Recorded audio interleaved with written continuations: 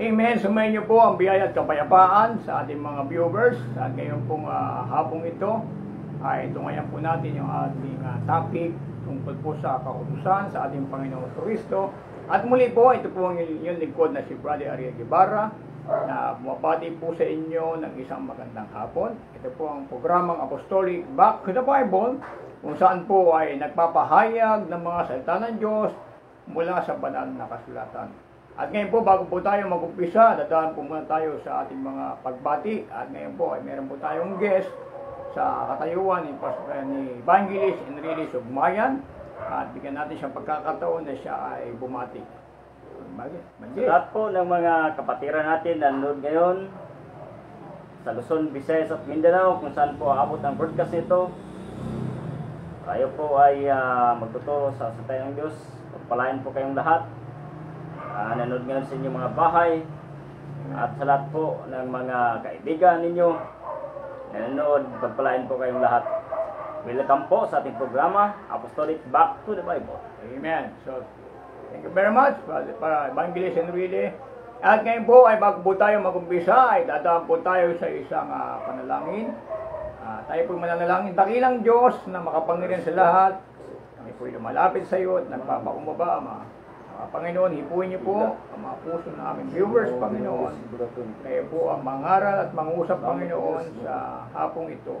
Pinupuri ka namin, Panginoon, at pinapasalamatan sa tanging pangalan ni Jesus. Amen. Amen. Nakaraan po, mga kaibigan, sa ating mga viewers ay ating pong dinalakay ay tungkol po sa mga kasuutan at sa mga alahas kung ito ba'y pinagabawal sa mga Kristiyano.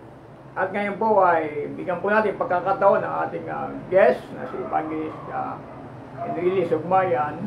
Ni-request niya na yung aming magiging topic ngayon ay about sa kautusan ni Moises at sa kautusan ni Kristo.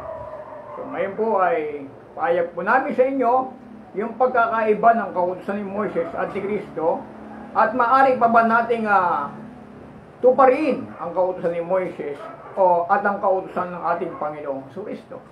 So, bibigyan po natin daan yan, mga kaibigan, sa ating mga viewers at bigyan po natin panahon si Evangelist Enrile upang ipahayag niya ang mga salita ng Panginoon mula sa banal na kasulatan about the law of Moses and also the law of Christ. Okay? Take it away, Brother. Praise God! Sa lahat ng mga viewers natin, ang ating talakayin po ngayon ay ang tungkol sa kautusan ni Moises at ang kautusan ni Kristo. Praise the Lord. Ang kautusan ni Moises ay mahalaga po sa lahat ng mga naglilingkod sa Diyos, lalo na po sa mga Israel. Nung sila po ay pinalabas ng Diyos mula sa pagkaalipin doon sa Egypt. At pinamunuan po sila ni Moises palabas po sa Egypt. Tumawid po sila sa mapulang dagat. At doon po sa wilderness, doon po ay ibinigay ng Diyos ang kautusan doon sa Mount Sinai, ang kautusan para sa mga Israel. Amen. Praise the Lord. So, basahin po natin, Brother Ariel, ang John chapter 1 verse 17. Amen.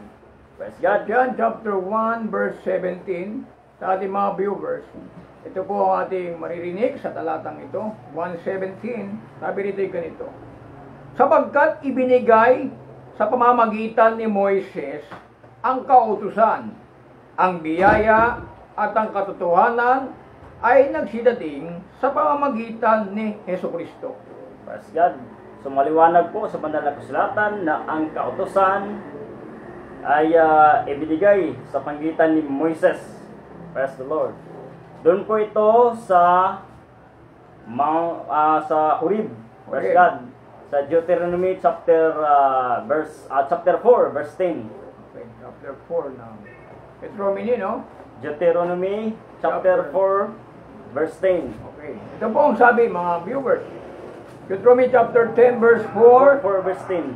4 verse 10. Yaong araw na ikaw ay tumayo sa harap ng Panginoon mong Diyos sa Horeb, nang sabihin sa akin ng Panginoon, papagpisanin mo sa akin ang bayan, at aking iparirinig sa kanila ang aking mga salita. upang sila'y mag-aral na matakot sa akin sa lahat ng araw na kanilang ikabubuhay sa ibabaw ng lupa, at upang kanilang maituro sa kanilang mga anak. Praise the Lord. Maliwanag po na ang kautusan ay sinulat po ito doon sa Bukid ng Horeb sa pamamagitan ni Moises upang ituro, praise God, sa Israel at maging sa kanilang mga anak. Amen. Praise God. Basahin din po natin ang Exodus chapter 34 verse 29. 34 verse 29, ito po ang sabi, at nangyari, nang bumaba si Moises sa bundok ng Sinai, at dala ang tapyas na bato, ng patutuo sa kamay niya. Noong bumaba sa bundok, ay hindi nalaman ni Moises na ang balat ng kanyang muka ay nagliliwanag dahil sa pakikipag-usap niya sa Diyos. Doon po ito sa Bukid ng Horeb, nung isinulat po ni Moises ang actually ang Diyos po ang sumulat nito, hindi po si Moises. So binigay niya ito kay Moises para po sundin ng Israel at ituro sa kanilang mga anak. Amen. Praise God. Basahin din po natin ang Habakuk 3:3. Habakuk, no? Opo, Habakuk 3:3. Natin hanapin yung Habakuk. So sa ating mga viewers, sa lahat po na sa Habakuk. Chapter 3, verse 3, sabi rito, ang Diyos ay nanggaling mula sa Tema, at ang banal ay mula sa bundok ng Paran. Ang kanyang kaluwalhatian ay tumakip sa langit, at ang lupa ay napuno ng kanyang kapurihan. Yan nga po. Dahil ang Diyos po ay makapangyarihang Diyos. Amen. Sa pamamagitan po ng kanyang makapangyarihang pangalan. Amen. Ito po ay nagkaroon ng kakaibang pangyari doon po sa Horeb sa panahon na ibinigay ni Moises ang ibigay ng Diyos kay Moises ang kautosan. Praise God. Yan yung 10 utos, bro. Opo, ito yung 10 utos. Okay.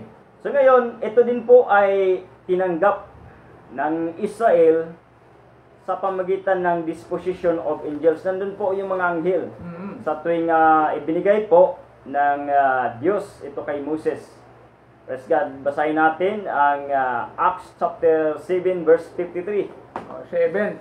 Ito po ang sabi, mga viewers, sa Gawa chapter 7 verse 53. Sabi rito, kayo na nagsitanggap ng kautusan ayon sa pangangasiwa ng mga anghel, at hindi ninyo ginaganap. Nang marinig nga nila ang mga bagay na ito, ay nangasugatan sila sa puso, at sila ay pinaggalitan nila ng kanilang mga ngipin. Malinaw, no? God, malinaw po dito. Mababasa po na sa pamamagitan ng anghel ay naibigay po itong kautusan, praise God, ng Diyos sa papinili niyang Israel. Praise God. Basahin din po natin ang awit 68 verse 17. Awit 68 verse 17. Sabi rito ay ganito, ang mga karo ng Diyos ay 20,000.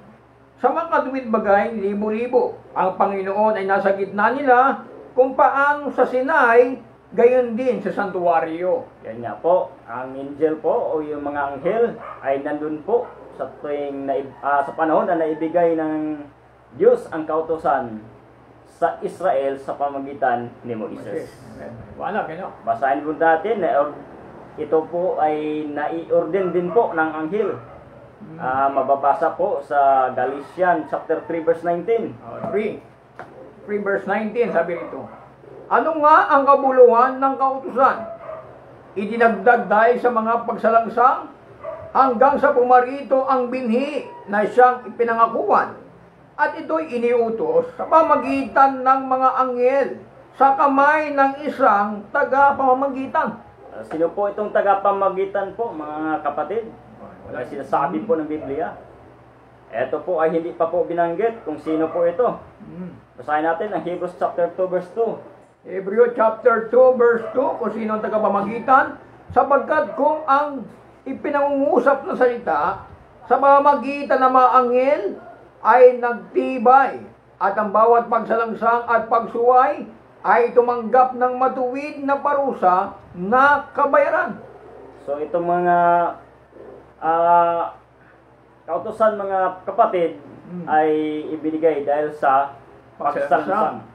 Praise God. So may ano po dito, kaparusahan sa mga sino man na hindi susunod. Praise God.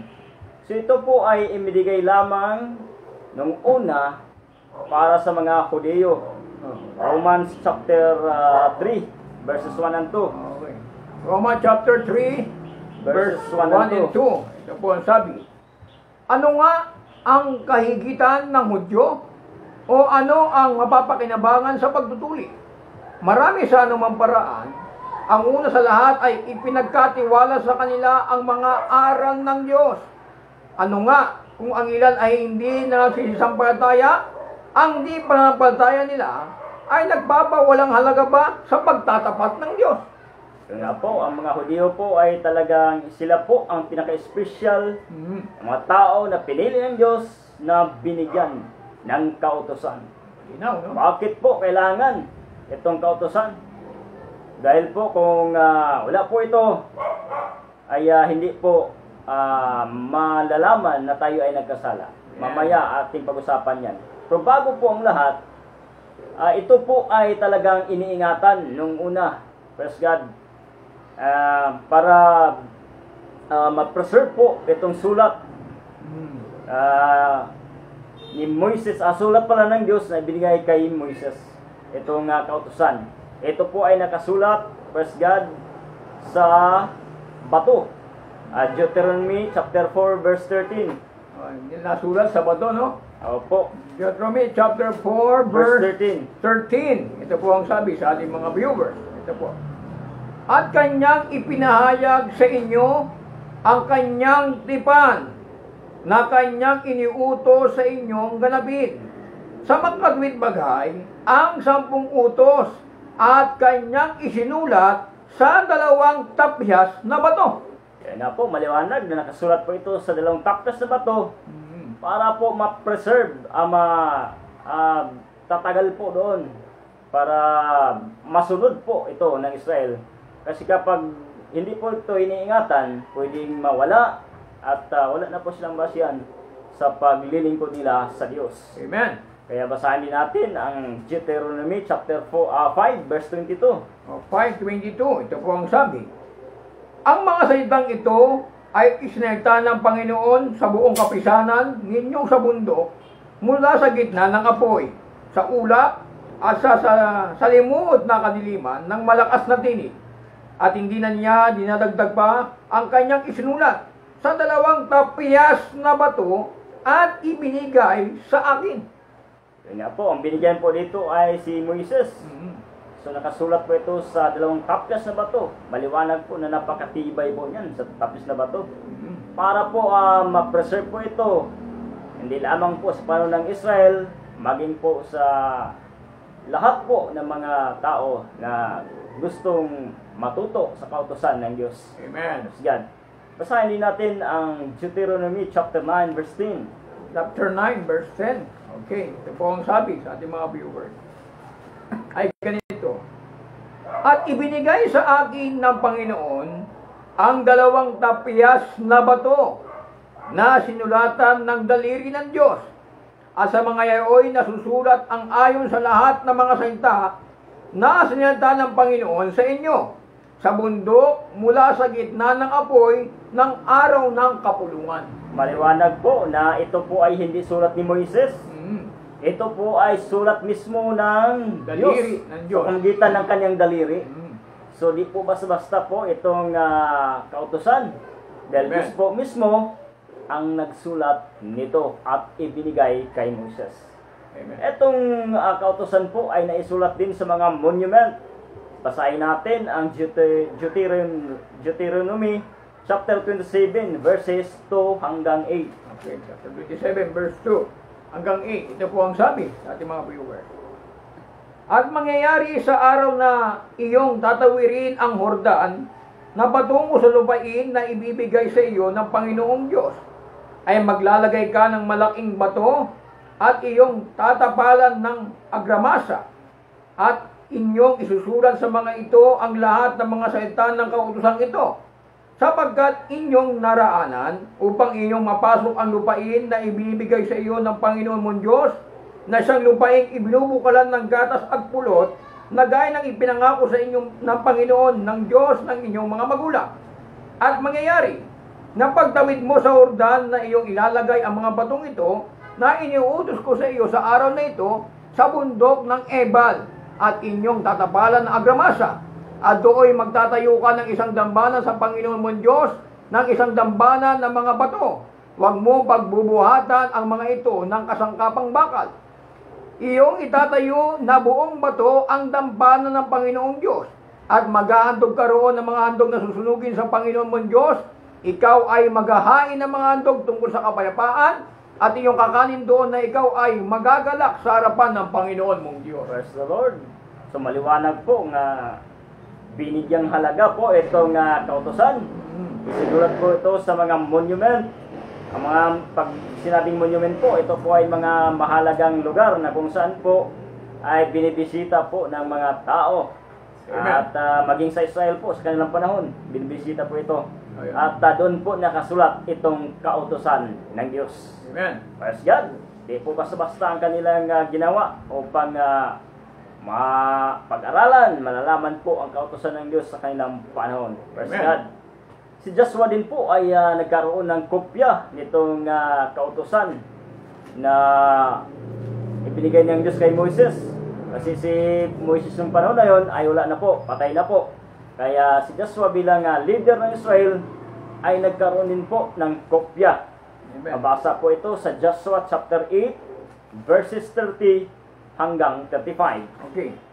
Na magagayoy ipinagtayo ni Joshua ng isang dambana ang Panginoon, ang Diyos ng Israel, sa bundok ng Ebal, gaya ng iniutos ni Moises na lingkod ng Panginoon sa mga anak ni Israel, gaya na nakasulat sa aklat ng kautusan ni Moises, na isang dambana na hindi initsurahang mga bato, na hindi pinagbuhatan ng sinumang tao ng bakal, at kanilang pinaghandugan sa Panginoon ng mga handog na susunugin, at pinaghanian ng mga handog tungkol sa kapayapaan. At siya'y sumulat doon sa mga bato ng isang salin ng kautusan ni Moises na kanyang sinulat sa harapan ng mga anak ni Israel. Praise God, maliwanag po na pati po si Joshua sa kanyang panahon ay nagkaroon ng kopya nitong kautusan ng Diyos na ibinigay kay Moises. Para ma-preserve, no? Para ma-preserve po ito. Amen. Kung pag-aralan po nating mabuti, mula sa isang leader ay naipasa po na doon sa isang leader pa na sumunod sa kanya. Kasi itong si Moises po, mga kapatid, ay namatay po ito na hindi po siya nakapasok sa land of promise, ang Kanaan. Nung namatay po siya, ay binigay ng Diyos ang leadership. Before pa siya namatay, binigay ng Diyos ang leadership doon kay Joshua. Kasi Joshua sa kanyang panahon po ay nagkaroon siya ng kopya nitong kautusan ng Diyos na isinulat mismo sa daliri ng Diyos. Praise God. Ito din po ang kautusan ay na-preserved sa Ark of Covenant. Amen. Basahin natin ang Exodus chapter 25 verse 16. Exodus chapter 25 verse 16. Okay. Ito po ang sabi, mga kaibigan, sa ating mga viewers. 25 verse 16. Sabi ito'y ganito. At iyong isisilid sa kaban ang mga kinalagdaan ng patotoo na aking ibibigay sa iyo. At gagawa ka ng isang luklukan ng awa na tagaganas ng ginto na may 2 sikong kalahati. At haba niyaon at may 1 sikong kalahati ang luwang niyaon. Ganun po kahalaga itong kautusan ng Diyos. Pati po sila ay sa kanilang panahon ay iniingatan po nila ito. Amen. Upang ma-preserve hanggang sa pagdating natin, mga viewers. Hallelujah. So basahin din po natin ang Deuteronomy chapter 21 verse 26. Deuteronomy chapter 21, no? 31 verse 26. 26. Ito po ang sabi, mga kaibigan, sa ating mga viewers. Kunin ninyo ang aklat na ito ng kautusan at ilagay ninyo sa siping ng kaban ng tipan ng Panginoon, ninyong Diyos, upang do'y maging pinakasaksi laban sa iyo. Malinaw, no? Malinaw po, napakalinaw na talaga iniingatan po nila. Ito din po, ang kautusan ay isinulat din po nila sa mga gates, yung mga dinadaanan natin bago tayo pumasok sa bahay. Mga pintuan. O mga pintuan po, ito po ay naisulat din po doon. Basahin natin ang Deuteronomy chapter 6 verse 9. Chapter 6, verse 9.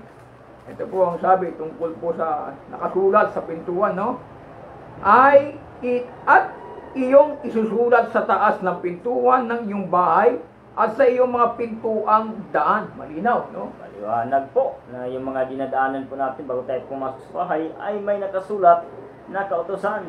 Amen. Praise God, para mabasa po natin sila. Noong sa panahon nila po ay Nabasa yung nababasa po nila bago sila po pupasok sa kanilang bahay. Amen. Mabasa din po ito sa 11 verse 20 ng Deuteronomy. 11 verse 20. Sabi rito yung ganito. At inyong isusulat sa taas ng pintuan ng inyong bahay at inyong mga pintuang daan. Nakasulat talaga. Malinaw. Sulat, no? Napakaliwanag po yan. Praise God. So ito ngayon, ito din po ay isang simbolo dun sa noo. Yung Ten Commandments. At saka, itong commandments at saka isa ding simbolo sa kamay. Basahin natin Deuteronomy chapter 6 verse 9. 6 verse 9. At iyong susulat sa itaas ng pintuan ng iyong bahay at sa inyong mga pintuang daan. Okay. Ito lang, Brother Rile. 6:9, 6:4 pala. 6:4. Dinggin mo, Israel, ang Panginoon nating Diyos ay isang Panginoon. Medyo may mali tayo. So dito sa Deuteronomy 11 verse 18 to 21. 11, 18 to 21. Okay, sabi rito. Kaya't inyong ilalagak ito, aking mga salita sa inyong puso, at sa inyong kaluluwa, at inyong itatali na pinakatanda sa inyong kamay. Tama, no? Kamay. At maging pinakatali sa inyong noo, Yun. at ninyong ituturo sa inyong mga anak, at inyong sasalitain sa kanila, pagka ikaw ay naupo sa iyong bahay, pagka ikaw ay lumalakad sa daan, at pagka ikaw ay nahihiga, at pagka ikaw ay bumabangon, at iyong isusulat sa taas ng pintuan ng iyong bahay, at sa iyong mga pintuang daan. Sama rin pala ito. Oo. Kapintuan. Tapos sa noo. Ang magiging tanda ito sa iyong noo. Bakit sa noo? Kasi pag tinatandaan po natin, sa noo yan diyan po malapit ang utak. Kailangan po matandaan natin yung kautusan. Amen. Para masunod po natin ito. Para mapaluguran po natin ang Diyos sa ating paglilingkod. Amen. Praise God. So ito din po ay naibigay ng leader nga doon sa mga pari at saka sa mga Levita. Mga sacerdote. Basahin natin ang Deuteronomy chapter 31 verse 9. 31 verse 9. Ito, binigay yung kautusan din sa mga Levita at sa mga sacerdote. 31 verse 9. 9. Ito po ang sabi, mga kaibigan, sa ating mga viewers. At isinulat ni Moises ang kautusang ito at ibinigay sa mga saserdote na mga anak ni Levi na silang nagdadala ng kaban ng tipan ng Panginoon at sa lahat ng matanda sa Israel. Ang Levita po, ito po ang pinili ng Diyos upang mga siwas tabernakulo. Yan lalabas yung mga saserdote, no? Yan po ang mga saserdote na lumabas sa lahi ni Levi. Amen. Saka ito ang pinili ng Diyos upang mamuno sa tabernakulo, mga gawain po sa paglilingkod sa Diyos habang sila po ay nasa wilderness. Hanggang sa nakapasok po sila sa land of promise, ang Canaan. Praise God. At ito din po, ang kautusan ay kailangan din po ituro sa Israel. Meaning to say, pangkalahatan. Praise God. Deuteronomy chapter 33 verse 10. 33 verse 10. Ito, Brother Riley, pangkalahatan na to, no? Pangkalahatan. Okay. At sila'y magtuturo sa ako ng iyong mga kaatulan at ng iyong mga kautusan. Sa Israel sila'y maglalagay ng kamangyan sa harap mo at ng buong handog na susunugin sa ibabaw ng iyong dambana. Ito, Napakaliwanag, malinaw po. Pagkalahatan po ito, hindi lang po sa isang grupo ng tribo ng Israel, kundi pangkalahatan. Upang ang kautusan ng Diyos ay masunod ng buong sambayan ng Israel. Praise God. So, ganun din po sa mga Levita, itinuro po nila ito sa Israel. Basa natin ang 2 Chronicles chapter 35 verse 3. 35 verse 3, 2 Chronicles. Ito po ang sabi. At sinabi niya sa mga Levita na nangagturo sa buong Israel na mga banal sa Panginoon, ilagay ninyo ang banal na kaban sa bahay na itinayo ni Solomon na anak ni David na hari sa Israel. Hindi magkakaroon pa ng pasan sa inyong mga balikat at maglilingkod kayo ngayon sa Panginoon ng Diyos at sa kanyang bayang Israel. Praise God, napakaliwanag na itinuro po ito. Praise God, napakahalaga po talaga ng kautosan na ito. Amen. Maging sa panahon ni Esdras, si Esdras mismo mga viewers ay hinahanap itong kautosan ng Diyos. Amen. Basahin natin sa Esdras chapter 7 verse 10. 7 verse 10. Ito po ang sabi sa Ezra ay ganito. Sapagkat nilagak ni Ezra ang kanyang puso na hanapin ang kautusan ng Panginoon upang gawin ito upang magturo sa Israel ng mga palatuntunan at mga kahatulan. No, may nagporsige talaga po na magturo. Mismo hinahanap ni Ezra itong kautusan, siguro na itago. So, para maituro po sa mga anak ni Israel. Praise God. Ito din po, ang kautusan na to ay binabasa po sa mga daanan sa kanilang lugar sa Israel. Sa panahon ni Nehemia. Basahin natin ang Nehemia chapter 8 verses 1 to 18. Nehemiah chapter 8, no? Okay, Nehemiah chapter 8 verses 1 to 18. 1 to 8. 1:18. Okay. 1 to verses Nehemiah chapter 8 verses 1 to 18. At ang buong bayan ay nagpipisa na parang isang lalaki sa luwal na dako na sa harapan ng pintuang bayan ng tubig. At sila nagsasalita kay Ezra at kalihim na dalhin ang aklat ng kautusan ni Moises na iniutos ng Panginoon. Buot na lang natin. Oo. So napakaliwanag po niyan na sa pintuang bayan. Pintuang bayan. Praise God. Nandun yung utos ng Panginoon. Binabasa po nila ito. Public. Amen. Public po ito. Binabasa po nila. Kung ganun po kahalaga. Napakaganda siguro ng buhay natin kung ang kautusan ng Diyos ay binabasa sa public. Sa atin ngayon, wala eh. So, sana mangyari sa atin to na babasahin natin ang kautusan ng Diyos in public. Sana maraming makikinig. Kaya ngayon, malaking tulong po ang Facebook, maging YouTube, at ng social media platform upang ang salita ng Diyos, maging kautusan ng Diyos, ay may paabot natin sa lahat po ng mga interesado, na mga gustong maglingkod sa Diyos, at mga lingkod ng Diyos na gustong matuto sa banal na kasulatan. Praise God. Amen. Hallelujah. So sa panahon din po ng panahon nila yun sa Israel, binabasa po ito, tinuturo from city to city.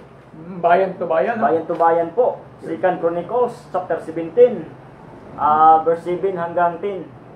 Kalawang Kronika chapter 17. Ito po, sa ating mga viewers, ay pinabati po natin si Brother Ruben na patuloy na sumusubaybay sa Apostolic Back in the Bible, chapter 17 verse 7 to 10. 7 to 10. Ito po ang sabi, mga kaibigan, sa viewers. Na ikatlong taon naman ng kanyang paghahari ay kanyang sinugo ang kanyang mga prinsipe sa mga tuwid-bagay si Bethalin na Obedias at si Zacarias at si Nathaniel. Ito ba yung bro? Okay. Sa 9. Sila'y nagturo sa Huda na may aklat ng kautusan ng Panginoon. At sila'y nagsiyaon sa palibot lahat ng bayan ng Huda at nagtuturo sa gitna ng bayan. Yun, mula sa city, sila ay nagtuturo. So napakaliwanag po na binigang halaga po ng Israel Itong kautusan ng Diyos, napakalaga po sa kanila. Bayan to bayan, no? Bayan to bayan po yan. Napakaganda po ng gawain nila noon. Ewan na sa atin ngayon, sana mangyari to. So ngayon, sa New Testament, ganoon din po, si Kristo mismo ay nagbabasa ng kautusan sa sinagoga. Amen. Basahin po natin ang Luke chapter 4, verse 16. Lucas chapter 4. Verse 16. Ako ang sabi, mga kaibigan sa ating mga viewers, sa lahat na nakikinig, 4:16, ito po ang sabi, mga kapatid, ay ganito. At siya'y napasa Nazaret na kanyang nilakhan, at ayon sa kanyang kaugalian, siya'y pumapasok sa sinagoga ng araw ng Sabat at nagtindig upang bumasa, at ibinigay sa kanyang aklat ng mga propeta Isayas, at binuka niya ang aklat at nasambungan niya ang dakong kinasusulatan. Maging si Kristo po na kinikilala nating Panginoon ay nagbabasa po ng kasulatan. Nagbabasa po ng kautusan. Napakahalaga po, no? Nga nagiging model po natin itong si Kristo sa kanyang panahon na nagbabasa. Sana magbabasa din po tayo. Si Pablo din po na isang apostol ay nagbabasa din po ito. Bababasa po natin ang patunay sa Acts chapter 13 verses 14 to 15. 13 to 15. 13 verses 14 to 15. Nagsitulak nga sa Papos si Pablo at ang kanyang mga kasama at sumalsad sa Perga ng Permilya at umiwalay sa kanila si Juan na nagsibalik sa Jerusalem. Datapwat sila ay pagkatak sa Perga ay nagsidating sa Antioquia ng Pisidia at sila nagsipasok sa sinagoga ng araw ng Sabat at nagsiupo. At pagkatapos ng pagbasa ng kautusan at ng mga propeta, ang mga pinuno sa sinagoga ay napag-utos sa kanila na sinasabi, mga kapatid, kung mayroon kayong anumang iaaral sa bayan, ay mga salita kayo. Napakalaga, no? Pablo sa kanyang panahon, nagbabasa din pa sa sinagoga. So isa siyang apostol na napaka-fitful sa gawain. Amen. Maging sa pag-aaral ng Biblia, kung mapansin po natin, ay napakasipag itong si Apostol Pablo. Apostol Pablo. Basahin po natin ang Acts chapter 15 verse 21. 15 verse 21. Sapagkat si Moises, mula ng unang panahon ay mayroon sa bawat bayan na nangangaral tungkol sa kanya. Palibas ay binabasa sa mga sinagoga sa bawat Sabat. Yun, bawat Sabat po. Ito yung rest day. Ito yung Sabat day, no? Sabat day, pahinga po ito. Kung napag-aralan po natin ang Sabat, ito po ay pahinga. So, ang kanilang ginagawa po ay nagbabasa po sila sa kautusan. Halaga po ang kanilang ginagawa. Sana po ay patuloy. Praise God. Ang kautusan ay kailangan talagang sundin ayon sa banal na kasulatan. Amen. Basa natin ang Deuteronomy chapter 4 verse 40. 40. No? Okay. Sabi rito ay ganito. 40. At inyong iingatan ang kanyang mga palatuntunan at ang kanyang mga utos na aking iniutos sa iyo sa araw na ito, upang ikabuti mo at ng iyong mga anak ng pagkamatay mo, at upang iyong mapalaon ang iyong mga araw sa ibabaw ng lupaing iyon, na ibinigay sa iyo magpakailanman ng Panginoong Diyos. Praise God. Liwanag po, no? Na nagdemand po ng obedience Amen. o pagsunod sa kautosan. So kailangan talaga sundin ito kasi napakahalaga po ng kautosan ng Diyos. Diyos mismo ang nagsulat nito sa pamamagitan ng kanyang daliri at naibigay kay Moises. Maging sa paggawa po ng konstitusyon ng Israel ay binabasyan din po itong kautosan ng Diyos. Basahin po natin ang 2 Chronicles chapter 23 verse 11. 23 verse 11. 2 Chronicles. Ito po ay ganito po ang ating maririnig. Na magagayoy kanilang inilabas ang anak ng hari at ipinutong nila ang putong sa kanya at binigyan siya ng patotoo at ginawa siyang hari at pinahiran siya ng langis ni Joiada at ang kanyang mga anak at kanilang sinabi, mabuhay ang hari. Yan, so naging sa pagdeklara ng proklama ng hari ng Israel. Ang kautosan ng Diyos ay ginamit din po nila. Ganun po kahalaga itong kautosan. Oo, kinikilala talaga nila ng Diyos sa sa leadership po ng hari ng Israel. So napakahalaga po nito. Amen. Kaya sa atin din po ay kailangan din po natin pahalagan ang kautosan ng Diyos. Ngunit itong kautosan po na sinulat ng Diyos at ibinigay kay Moises ay temporary lamang po. Tandaan niyo po, temporary lamang po ito. Basahin po natin ang Jeremiah chapter 3 verse 16. 3 verse 16. Ito po ang sabi, mga kapatid.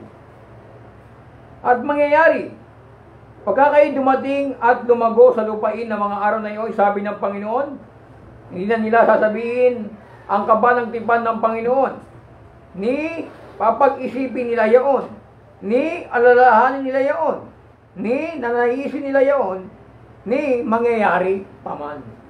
Nako po, bakit po kaya na kailangan na nilang, hindi na nila isaisip itong kautosan ni Moises?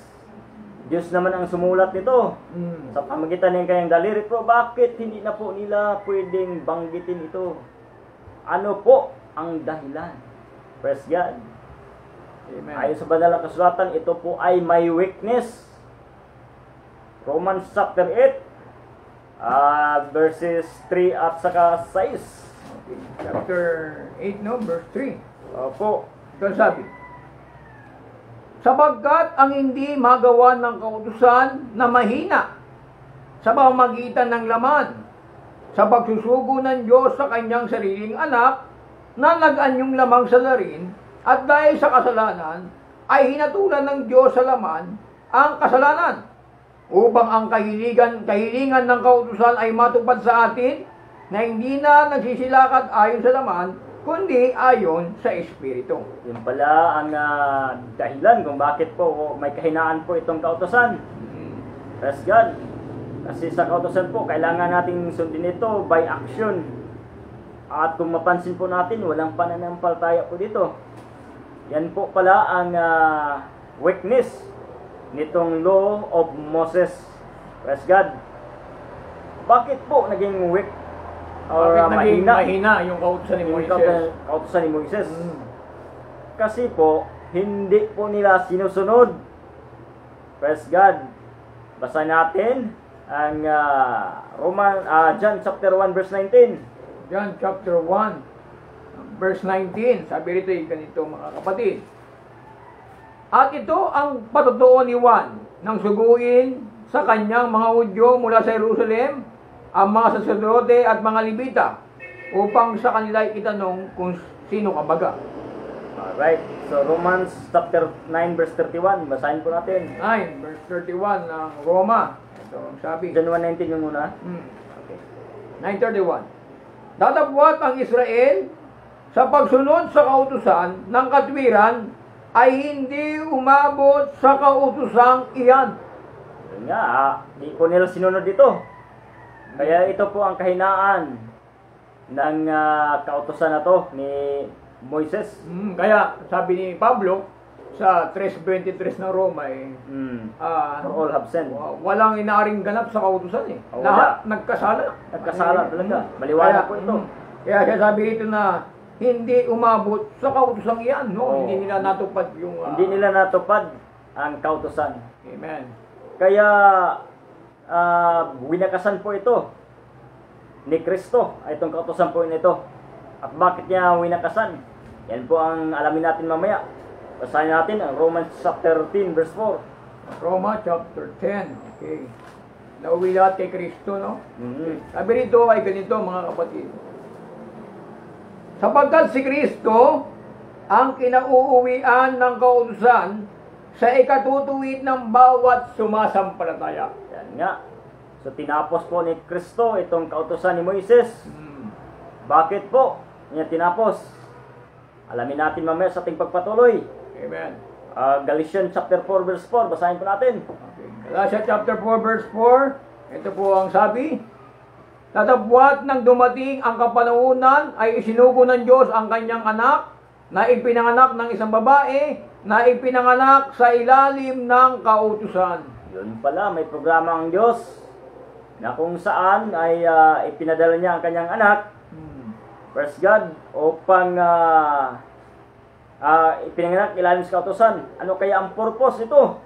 Amen. Doon sa Romans chapter 10 kanina, mga viewers, Yung kauwian ng ay kautusan. yun po ang kauwian ng kautusan.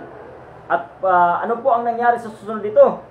Basahin po natin ang Matthew chapter 5 verses 17 to 45. Medyo mahaba. 5:17 na natin, no? 5:17. Okay, sabi rito ay ganito. Huwag ninyong isiping ako'y naparito upang sirain ang kautusan o ang mga propeta.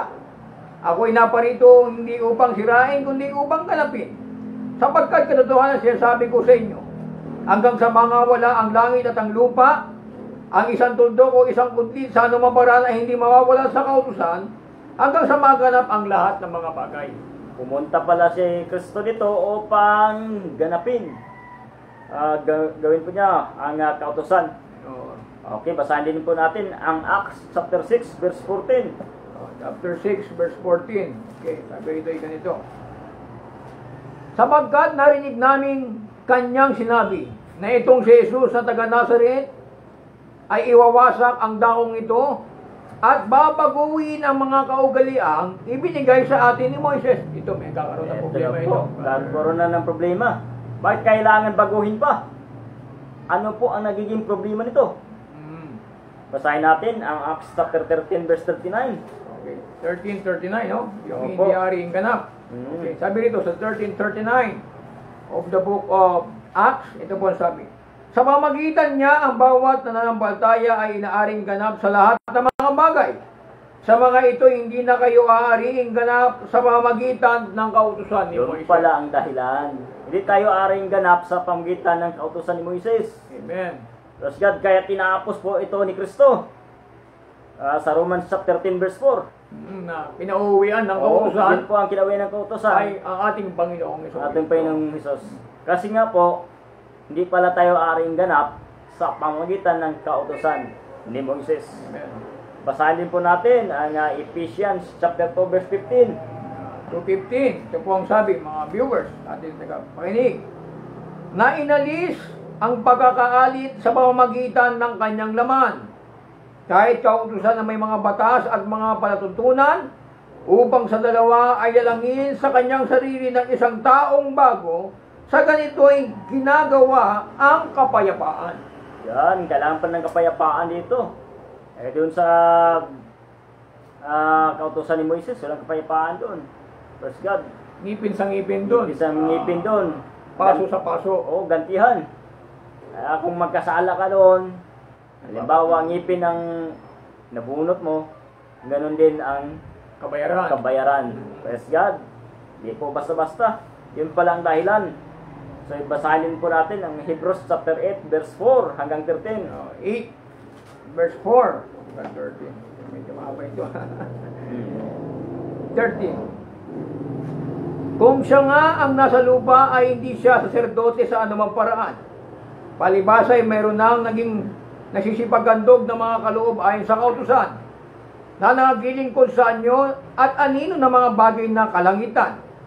Gaya naman ni Moises na pinagsabihan ng Diyos nang malapit nang gawin niya ang tabernakulo, sapagkat sinabi niya, ingatan mo na iyong gawin ang lahat ng mga bagay na ayon sa anyong ipinakita ko sa iyo sa bundok. Datapwat ngayon ikinanta na niya ang ministeryong lalong marangal, palibasa na may tagapamagitan ng isang tipan, lalong magaling na itinakda sa lalong mabuting ibinako. Sapagkat kung ang unang tipan niyon ay naging walang kakulangan, ay hindi na sana inihanap pa ng pangangailangan ang ikalawa. Sapagkat sa pagkakita ng kakulangan sa kanila ay sinabi, narito, dumarating ang mga araw, sinasabi ng Panginoon, na ako'y gagawa ng isang bagong pakikipagtipan sa sambayan ni Israel at sa sambayan ni Juda. Hindi ayon sa tipan na aking pinagtipan sa kanilang mga magulang, sa araw na sila'y aking tingnan sa kamay upang sila'y igatid sa labas ng lupain ng Egypto. Sapagkat sila'y hindi natili sa aking tipan, at akin sila pinabayaan, sinasabi ng Panginoon. Sapagkat ito ang pakikipagtipang aking gagawin sa sambahayan ni Israel. Pagkatapos ng mga araw na yun, sinasabi ng Panginoon, ilalagay ko ang aking mga kautusan sa kanilang pag-iisip at sa kanilang mga puso ay aking susulat ang mga ito. At ako'y magiging Diyos nila, sila'y magiging bayan ko. At hindi na magtuturo ang bawat isa sa kanyang kababayan at ang bawat isa sa kanyang kapatid na sasabihin, kilalanin mo ang Panginoon.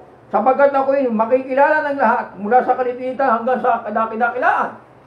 Sabi rito sa 13, sapagkat ako'y magiging mahabagin sa kanilang kalikuan at sa kanilang mga kasalanan at hindi ko na alalahanin pa. Doon sinasabi niya, isang bagong tipan ay niluma niya ang una. Datapwat ang nagiging luma at tumatanda ay malapit nang lumipas. Yan na po pala ang dahilan kung bakit kailangan palang baguhin. Praise God, no? Kasi nga po, itong kautusan na to ay hindi ka po aaring ganap. Hindi niya ma-justify. Hindi ka po ma-justify dito dahil sa gawa.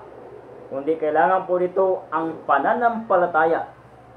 Kasi nga po, for without faith, it is impossible to please God. Praise God. So basahin po natin ang Hebrews chapter 9 verse 8. 9 verse 8. Kung mari, hanggang 24 pero mahaba.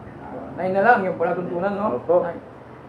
Nayo'y isang talingaga ng panahong katunayan ay dito'y inihandog ang mga kaloob at ang mga hain tungkol sa budhi na hindi magpapasakdal sa sumasamba. Palibasa'y palatuntunan lamang ukol sa laman na inihatang hanggang sa panahon ng pagkabago, gaya ng mga pagkain at mga inumin at sari-saring paglilinis. Yun lang po ang paglilinis ng una para sa magitan ng pagkain, pag-alay ng hayop. Oo, doon sa tabernakulo upang tapunan itong kasalanan ng tao. Ngunit, iba po, praise God, sa ni Kristo. Hallelujah.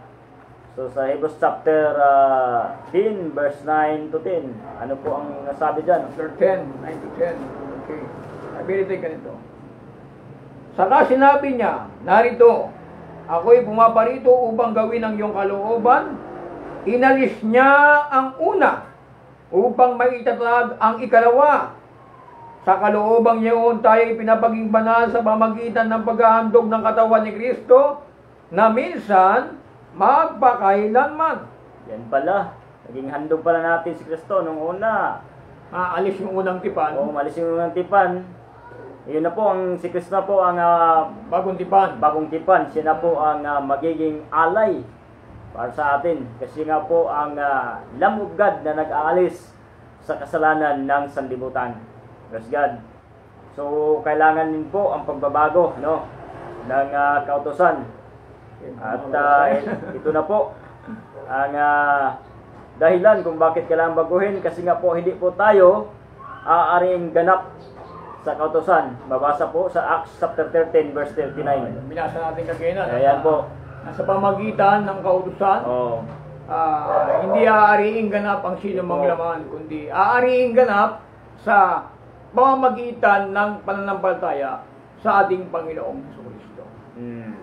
Saka ang kautusan po ay hindi po ito ginawa para sa mga matuwid. Ito po ay ginawa para sa mga transgressor, mga makasalanan. Galatians chapter 3 verse 24. Basahin natin. Galatians chapter 3 verse 24. Ito po ang sabi. Ano pat ang kautusan ay siyang naging tagapagturo natin upang ihatid tayo kay Kristo, upang tayo ariing ganap sa pamagitan ng pananampalataya. Naging schoolmaster po siya.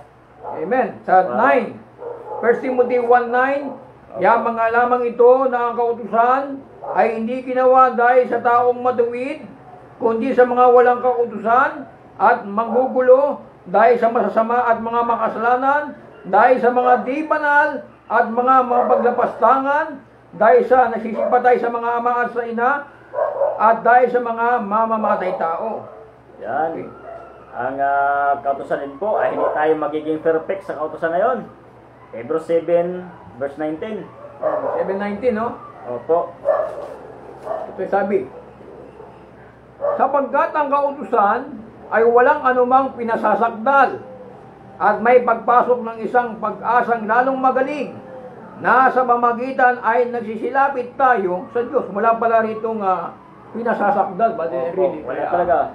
Pagka walang na pinasasakdal, imply na walang ma-justify dahil pagka ang kautusan ni Moises, ang tutuparin mo ay hindi po tayo magiging sakdal at means na hindi po tayo ma-justify in the sight of God. Kasi nga po, walang pananampalataya po.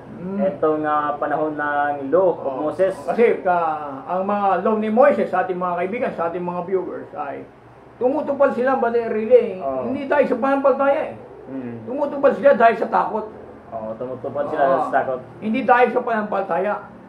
Na hindi kagaya natin mga Kristiyano sa panahon natin ay kaya po tayo tumutupad because meron tayong pananampalataya. Kahit hindi na tayo takutin ng Diyos ng kautusan, meron tayong kautusan na ibinigay ni Kristo na tayo po ay tumutupad ng kautusan dahil meron tayong pananampalataya. Yan po ay nakasulat sa ating mga puso at isipan. Yan po ang binasa natin kanina. Kaya sa pangitan po ng kautusan ay wala po itong pananampalataya sa Galatians chapter 3 verse 12. Galatians chapter 3 verse 12. Ito po ang sabi sa ating mga viewers. Sa sumpa ng kautusan ay tinubos tayo ni Kristo na naging sumpa sa ganang atin sapagkat nasusulat, sinusumpa ang bawat binibitay sa punong kahoy. Okay. Yan po, sa 12. At ang kautusan ay hindi sa pananampalataya, kundi ang gumaganap ng mga yaoy ay nabubuhay sa mga yaon.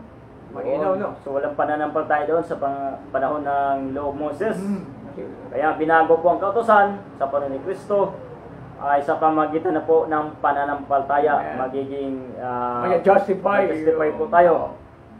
Okay, so basahin din natin ang Romans chapter Romans chapter 7 verse 6. 7 verse 6. Datapwat ngayon tayo'y nagsiligtas sa kautusan. Yamang tayo nang amatay doon sa nanakatatali sa atin. Ano ba't nagsisipaglingkod tayo sa bagong espiritu at hindi sa karitaan ng sulat? Ayan. Kaya itong kautusan po ito ay isinulat at nalalaman natin ang pagkakasala natin sa Romans chapter 3 verse 20. Kasi itong kautusan hindi siya makaka-justify Hindi po talaga makaka-justify. kundi ang layunin pala ng kautusan ay hindi siya na makaka-justify sa tao, kundi ang layunin niya ipakilala yung kasalanan na nagagawa ng tao. Ayan, sabi po Ito, natin. pakinggan niyo po, 3:20. Sapagkat sa pamamagitan ng mga gawa ng kautusan ay walang laman na inaaring ganap sa paningin niya. Sapagkat sa pamamagitan ng kautusan ay ang pagkakilala ng kasalanan. Hindi wala pala itong kinalaman, brother Emily, sa pananampalataya. Wala talaga. Ang kinalaman lang ng kautusan para ipakilala po sa atin, mga kaibigan, sa ating mga viewers, yung ating mga pagkakasala. Yung pala ang layunin, brother, Kaya ang tao hindi ma-justify. Hindi siya ma-justify. Kasi ang layunin ng banal ng kautusan ay ipakilala sa tao kung ano yung kanyang kasalanan na nagagawa labag sa ating Panginoon. Okay. Tuloy ba? At ito din po ay ang nagiging schoolmaster po natin. Ito po ay nagtuturo sa atin sa ating paglilingkod sa Diyos. Galatians chapter 3 verse 24. 24. Nanupat ang kautusan ay siyang naging tagapagturo natin upang ihatid tayo kay Kristo upang tayo ariing ganap sa pamagitan ng pananampalataya. Ito pala, Brother no? Oo. Ito yung naging schoolmaster natin Schoolmaster yan. Ito yung naging tagapagturo. Ano nung daan, Brother no? Bakit ang kautusan po, mga kaibigan sa ating viewers, ay naging tagapagturo natin kay Kristo? Hindi ka ma-justify sa kautusan Kaya yung kautusan, para gusto mo ma-justify, ituturo ka ng kautusan kay Kristo. Kasi kay Kristo, meron pong justification. Amen. Doon po tayong ma-justify sa pamagitan ng ating pananampalataya. Kaya nga yung kautusan, na sinasabi dyan na isa po ay tagapagturo. Kasi kung hindi kayo tuturo ng kautusan, kasi kung manatili po tayo sa kautusan, hindi po tayo aariing ganap. Amen. Ngayon, Kung gusto nating maging ariing ganap, yung kautusan magtuturo, doon ka kay Kristo. Kasi kay Kristo, merong pag-aaring ganap. Sa Kanya kasi walang pag-aaring ganap. Amen. Dahil kaya magkakaroon ng aring ganap kay Kristo, kasi merong pananampalataya eh. Ayun nga. Sa 2:16 ng Galatia, kung babasahin natin, mga viewers, pakinggan niyo po. Sabi rito ganito. Bagamat nalaman ng tao, ay hindi inaaring sa mga gawang ayon sa kautusan. Tama eh. Yan, tama. Okay. Kautusan, maliban na sa pamamagitan ng pananampalataya kay Hesus Kristo. Kaya wala talagang ma-justify sa kautusan. Wala talaga. Kasi ang kautusan pala, mga kaibigan sa ating viewers, nagpapakilala lang pala ang kautusan para malaman mo yung kasalanan mo. Kaya hindi ma-justify. Yun po ang kahulugan ng kautusan. Kaya wala na-justify. Ngayon, kung gusto po natin ma-justify, yung kautusan din, yung magtuturo na, doon tayo kay Kristo. Kasi dito, meron justification. Doon, dito, wala.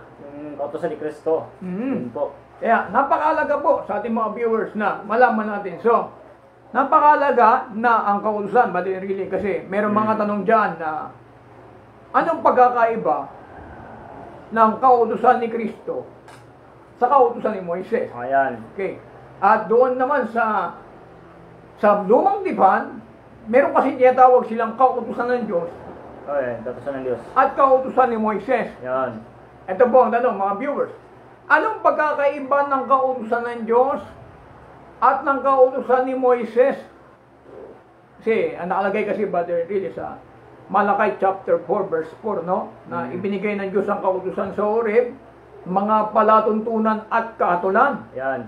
So, hanapan tayo kasi ng butas ng ating mga viewers na yung kautusan ba ni Moises, yun ba'y kautusan ng Diyos? Kaya, ito magiging problema. Yan. Sino ba ang nagbigay ng palatuntunan? Sino sumulat ng palatuntunan eh? At mga kaatulan. Kasi pag sinabi natin na kautusan ng Diyos, implying ba really, ito yung 10 utos. Sa mga utos yan. Okay. Yung mga palatuntunan, ang sumulat ng palatuntunan sa ating mga viewers at mga kaatulan, ito po ay isinulat ni Moises. Yan. Pero ang nagpasulat ba really, ang Diyos ba rin nagpasulat? Siya pa rin ang utos. At yung 10 Commandments po, ito po yung kautusan ni Moises. Ang 10 Commandments po, tandaan po natin, ito po ang kautusan ng Diyos at yung mga kahatulan at palatuntunan, ito po yung tinatawag nila, really, na kautusan ni Moises. Hindi po tayo ma-justify doon sa kautusan ni Moises kasi ganito, really, no? Sa kautusan kasi ni Moises, ito kasi yung idinagdag na kautusan eh. Dinagdag ito eh.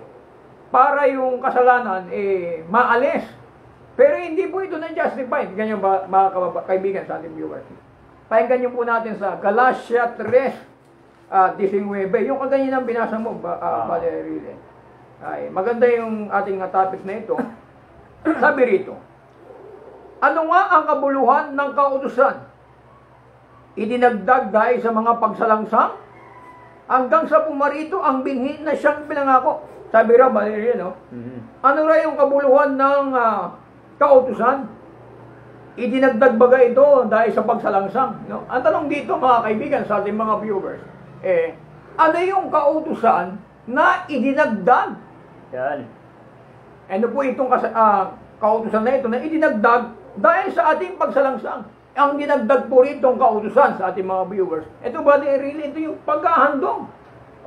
Paghahandog ito para yung kasalanan po ay ang kasalanan ay mapatawad po sa paghahandog. Pero ba really, no? Yung pagdating ng ating Panginoong Jesucristo natigil na itong paghahandog Tigil na yan, tigil na. Wala. Nahinto na. Nahinto na po yung paghahandog nila. Opo, wala na yan. Kasi ganito rin po ang sinasabi kagaya na, but really na yung sa Colosas, no? Yung sinasabi sa 3, na sabi rito ay ganito.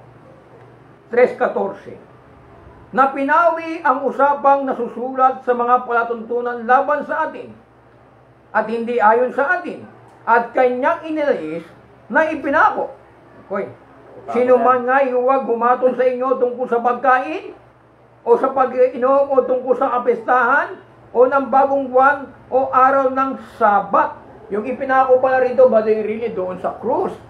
Yung pula yung paghahandog, mga kaibigan, sa ating mga Paghahandog, viewers. tama Mga po. piyesta, yung mga buwan, yung mga sabat, New Moon. yung tinatawag itong ceremonial sabat, no? Yan, ceremonial Sabbath. Hindi to yung sabat ng Ten Commandments. Yan, Kasi, ang Ten Commandments kasi, until now, nananatili ito eh. Moral law kasi ito. Doon sa Israel, nananatili po yung moral law na Ten Commandments, ito po yung hindi sinira ng Diyos. Amen. Kaya sabi niya, ako'y naparito, hindi upang sirain ang kautusan. Kasi pag sabihin nila, sinira na ang kautusan. Ibig sabihin, pag napako si Kristo wala na rin ang 10 utos. Hindi niya sinira ang kautusan. Amen. So, hindi nasira ang kautusan. Hindi po. Kundi, pinagtibay niya pa nga, Brother Riley, di ba? Tibay niya ang kautusan. Kaya sabi ni Kristo ron sa Matthew chapter 5, na verse 22 na, huwag kang papatay. Oh, yan. Ito, Brother Riley, yung huwag kang papatay. Di ba, ito niya sa 10 utos. Andun sa 10 utos. Pero hindi sinira ng Diyos yung 10 utos. Ang pinasabi niya, ang sino mang napupukot sa kanyang kapatid ay mamamatay tao. Sa makatwid, pinalawak niya, Brother Riley, no? Oo. At sinabi niya rin sa 27, huwag kang niya. Ito rin, Brother Riley, nasa 10 utos din. Andun sa 10 utos. Hindi niya kinontra yung 10 utos. Exodus chapter Oo. 20. Kundi ito ay pinagtibay niya. Sabi niya sa 28, datapwat, sinasabi ko sa inyo, na ang sino mang tumingin sa babae na taglay ng masamang nasa, nagkakasala ng pangangalo niya sa puso. Kaya hindi niya talaga sinira ang kautusan. Mateo 5:21. Pinagtibay niya. Bakit? Nasaan na ba, Brother Riley, yung kautusan ng Diyos? Kasi dati, pakinggan niyo po, ang sinasabi po ng pahayag ni Apostol Pablo sa ikalawang Korinto. Ito po ang sabi mga viewers. Sabi rito ay ganito, sa 3. Kalawang Korinto chapter 3 verse 3, yamang naayag na kayo'y sulat ni Kristo na pinangangasiwaan namin hindi isinulat sa tinta. Yan. Okay. Kundi sa Espiritu ng Diyos na buhay, hindi sa mga tapyas ng bato, kundi sa mga tapyas ng pusong laman. Dati ba Riley, yung Ten Commandments, Sa bato po yun. mga kaibigan sa ating mga viewers, ang Ten Commandments dati ay naisulat po siya sa bato. Yan. Datapwat ngayon ay naisulat na po ito sa ating puso. Puso. At dati rin, ang Ten Commandments din po ay nasulat sa tinta, pakinggan niyo po, sa titik, sa na sa amin naman ay napapaging sapat na mga ministro ng bagong tipan, hindi ng titik, kundi ng Espiritu. Sapagkat ang titik ay pumapatay, dadapot ang Espiritu ay nagbibigay ng buhay. Delikado pala yung letra Brother Riley. Kung mapatay ito. Kasi pagka sinabi ang titik pumapatay, delikado po yun. Kasi pag sinabi sa Ten Commandments na huwag kang mangangalon niya, Oo. papatayin talaga Brother Riley pagka lumabag doon sa pangangalon niya. Pero Pero, panahon ni Kristo, may babae doon na naaktuhan, no? kasi ang ginagamit nila kay Kristo, yung kautusan ni Moises. Oo, Brother ginagamit Riley, sa panahon ni Kristo, di pa kasi tinapos ni Kristo yung kautosan. Kasi matatapos po mga kaibigan sa ating mga viewers, ang kautusan ni Moises, pag ang ating Panginoong Kristo, siya po ay napako sa krus. Yan, siya kasi ang katapusan ng kautosan. Siya kasi ang kinauuwian ng buong kautusan. Kaya, pagtutupad po tayo sa panahon natin, magtutupad tayo ng kautusan ni Moises, pag hindi po tayo aariing ganap, ang kautusan ba din Enrique? Ito ang magiging schoolmaster natin Schoolmaster po ito. Ito ang magtuturo na sasabihin ng kautusan. Hindi ka aariing ganap dito. Doon ka ay Kristo para aariing ganap ka. Yan. Kaya dahil ang kautusan, ang layunin po mga kaibigan ng kautusan ay yung pagpapakilala ng kasalanan natin. Yun. Hindi yung pagiging aariing ganap. Kaya nga, Brother Riley, walang inaring ganap Wala. Kasi ang kautusan pala, ang layunin nito, makilala natin yung kasalanan natin. Wala. At hindi niya layunin na tayo maging ariing ganap sa Diyos. Nakilala lang, nagkasala tayo. At tayo ay lamang nagkasala dahil sa kautosan. kasi pag walang kautusan, walang kasalanan. Sabi Wala ni talaga. Pablo. Walang kautusan ng Kapag- kasalanan. Sabihin, Oo. ang kautusan, siya po ay nagpapakilala ng kasalanan para na malaman natin na tayo po ay nagkakasala at hindi ito ikaaring ganap. Ano ang kaya-haring ganap natin, mga viewers?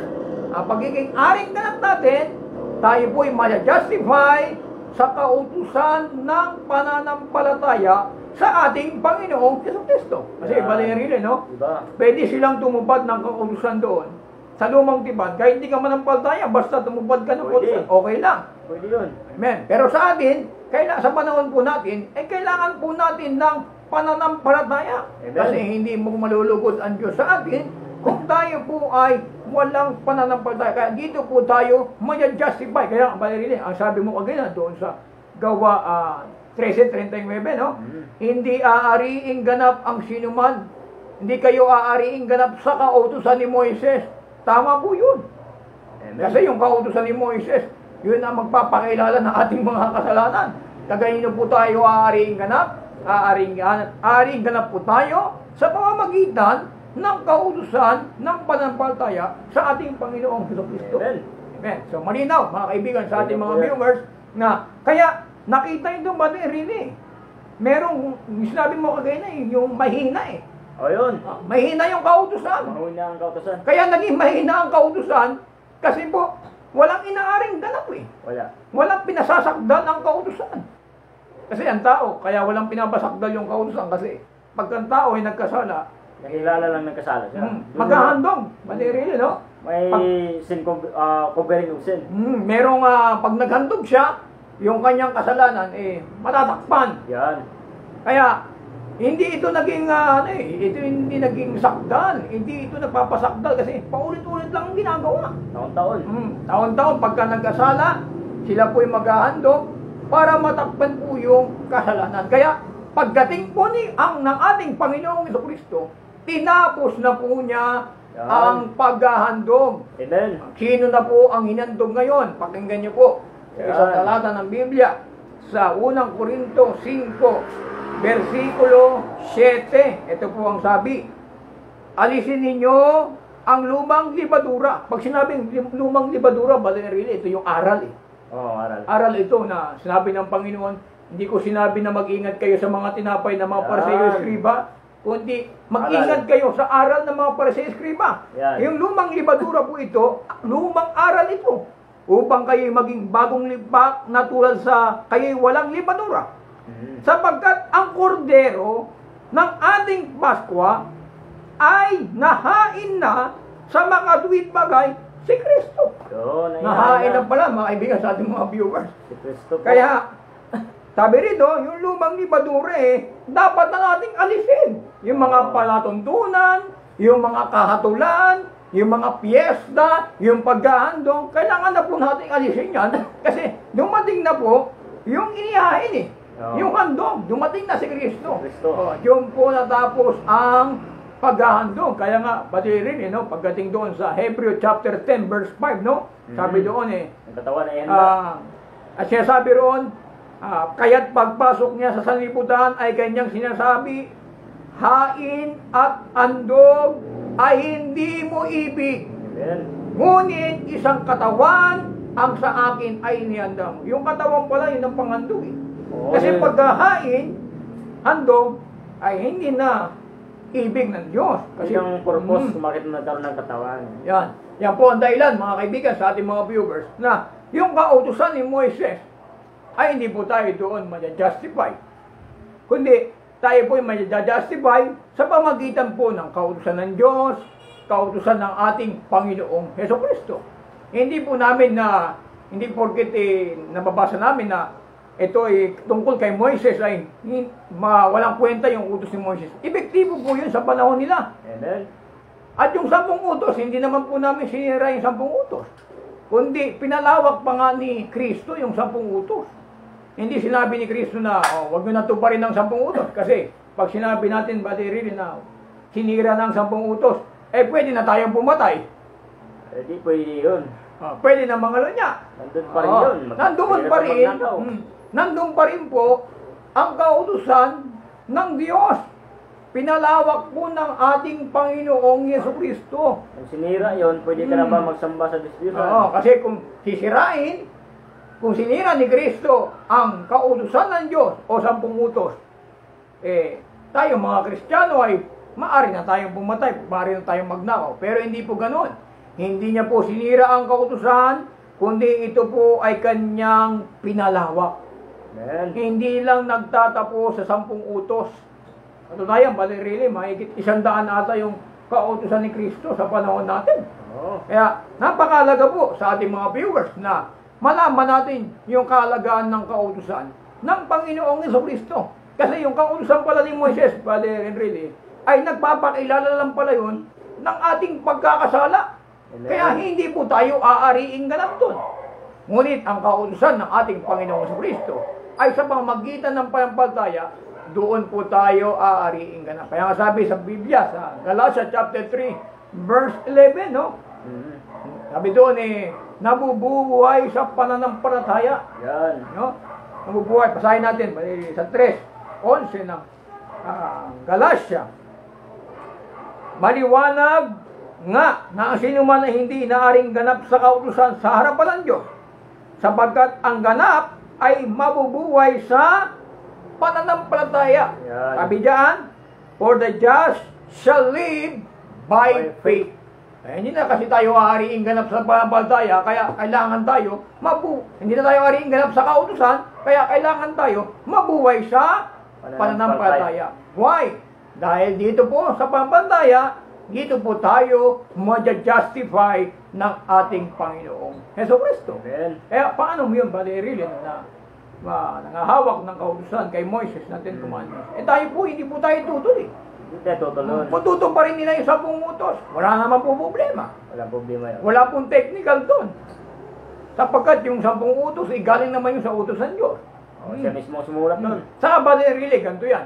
Ibinigay ng Diyos ang 10 utos sa mga taga-Israel. Meron doon mga proselyte people eh. Meron doon mga yung nakikipamayanan lang sa Israel. Meron. Mga nakikipamayan lang. Sakop din sila ng 10 utos. Masakop sila nun. Sa makatuwid, kung hindi sila mga Israelita o hindi sila Hudyo, mga Gentiles people yun, Balerili. Amsen, circumcised. Ang tawag doon, mga proselytes people na hindi taga roon.